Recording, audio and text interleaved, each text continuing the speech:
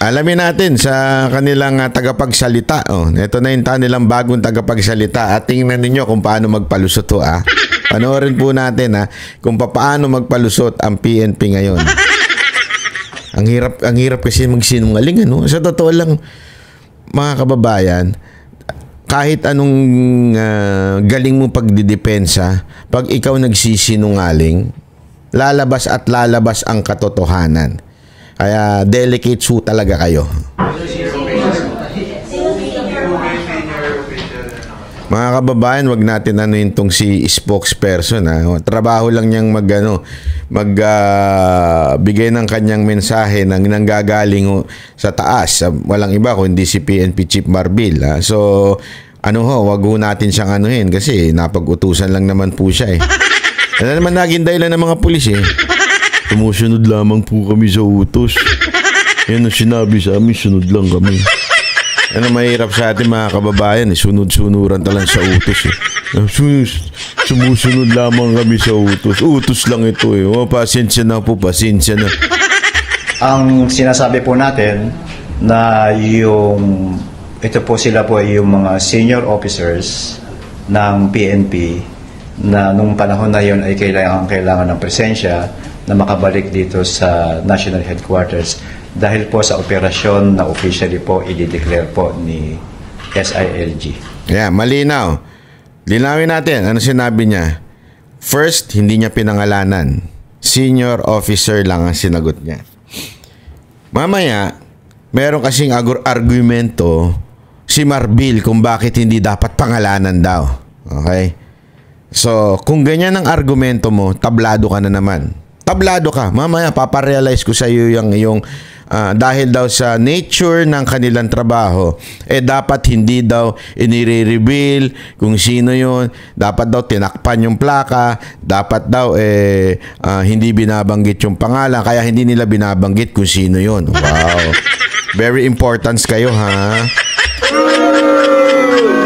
Pangalawa, okay? Pangalawang sinasabi dito dahil nga sa nature ng emergency, kailangan daw parang pagbigyan, okay? Sir, ito ba yung ito ulit. Senior officers ng PNP na nung panahon na yon ay kailangan ng presensya na makabalik dito sa National Headquarters dahil po sa operasyon na officially po pangalawa, ang sinabi niya dito po ni SILG. Ang magre-reveal daw nung operation na yon ay si SILG, which is si Remulla, di ba? Yung DILG secretary, siya daw magsasabi kung ano daw itong operation. Tandaan niyo yan, ha? Tandaan niyo yung dalawa nilang argumento na yan, ha? Sir, ito ba yung kaugnayan ba ito sa kinita? Yan po yung inihiling ni GPNP na hayaan po na kung ano man klase pong nature ng operation na si SILG na po ang magde-declare ng kung ano man po yun. Kung ano daw po. Kasi ganito yan eh. They're trying to say, kasi importante ho ito, bakit kailangan natin malaman ho ito. Importante ho kasi ito, dahil they're trying to say na merong emergency. But they cannot reveal first the senior officer na pangalan nun, na it needs to na malaman ng taong bayan. Bakit kailangan malaman ng taong bayan? Mamaya. Unya. Pangalawa, hindi daw masabi ngayon kung ano yung operation na yon. Importante po yung details niyan so that we can parang judge whether this is a real emergency. Di ba? Ito po ba emergency? Ano po ba ito? Diba? Yun yung kasi dahilan nila eh. That's the way they justify itong action nila. There is an emergency. That's why we need to use the busway so that we can go fast and furious. Then fast and urgent sa krami. So tinanong tuloy, ano yung emergency na yan? Hindi rin nila masagot kung ano daw yan. Si DILG Secretary Remulla na lang daw magsasabi. Importanteng malaman natin yan. Importanteng sumaksak muna sa ating isip kung ano yung mga ganyang galaw nila. Senior officers po sila. Ang sinasabi po natin dito, kung mapapansin ninyo, base doon sa kasunduan ng DOTR tsaka ng Biglang segue. Kasi dinidiin ng media. Sino ba talaga sila? Ba't di nyo mapangalanan? Senior officers sila. Para talagang hindi mapin down ng isang taong kung sino man yung senior officer na yun. Tapos, ito pa sinabi. Ano sabi dito? Biglang sumegway. Diba? Hindi, meron namang kasunduan na pwede in case of emergency. So, dyan nila binabali ho yung katotohanan. Diba? Importante kasi maunawaan natin to. Kasi this is how they deal with the truth. Okay? And the lies na pinalalabas ng gobyerno na ito. Lagi nilang they would twist it.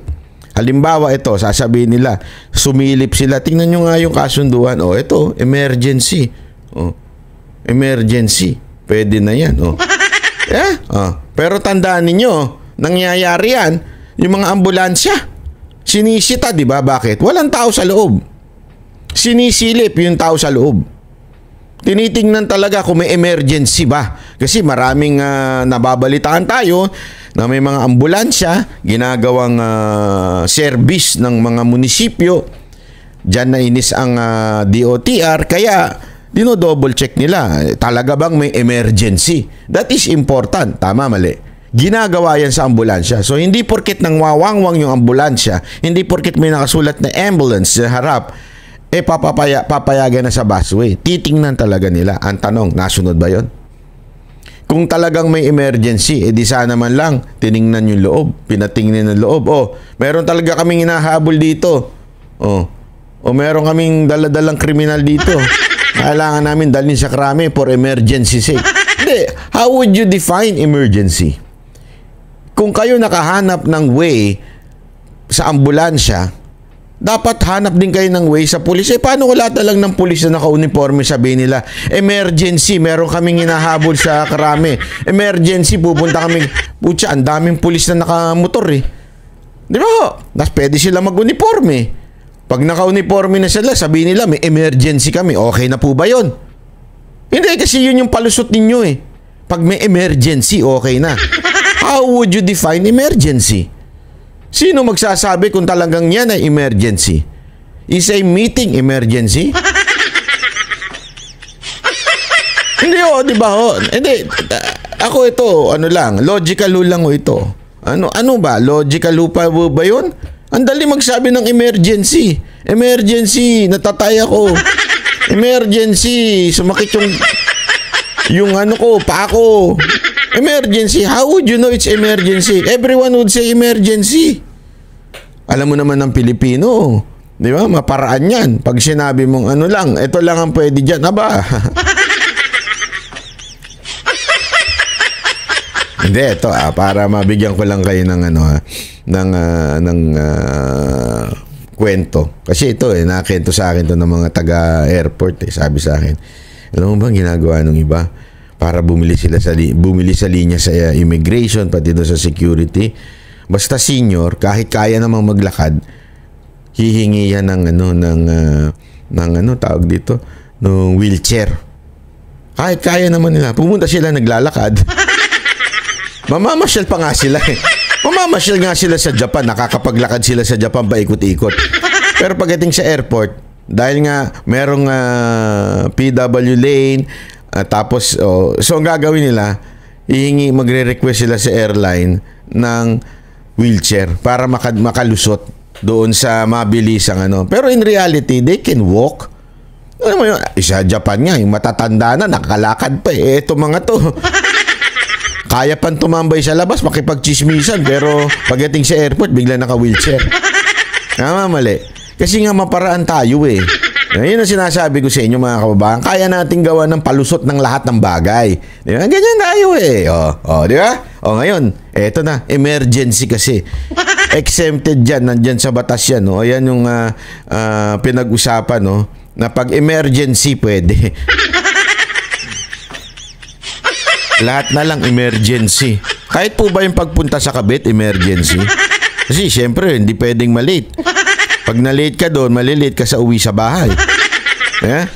So, dadaan ka sa kabit mo, emergency po ba yun? Emergency yun, Bakit? Mapapatay po siya pagka hindi po siya umabot sa bahay ng nasa oras. Patayin siya ng asawa. Ay, emergency yon. That could be considered emergency. Oh. Ay, yung mga uuwi na, galing sa kabit. Nagmamadali sila. Emergency to. Bakit? Pag hindi ako nakauwi ng tamang oras, hihiwalayan ako ng asawa ko. That is emergency. Who would define emergency, kapatid? Hindi ako, nagtatanong lang ako ha. Sir, sino magdi-define ng emergency? Na kapag emergency naman ang nature ng paggamit ng bus lane, bagamat sinasabi natin na hindi feeling entitled ang sino man dumadaan dito. Kung ikaw ay sakali na hulihin, magpatikit ka, pero by nature ng trabaho ng PNP, binanggit nga ni Chief PNP kanina, na 24 hours tayo, mas mamutihin niya pa na matikitan ka at mapuntahan mo yung dapat mong puntahan. Kaya po, hinihiling niya. Yun daw ang logic ng ating PNP chief. Wow, talaga nga naman.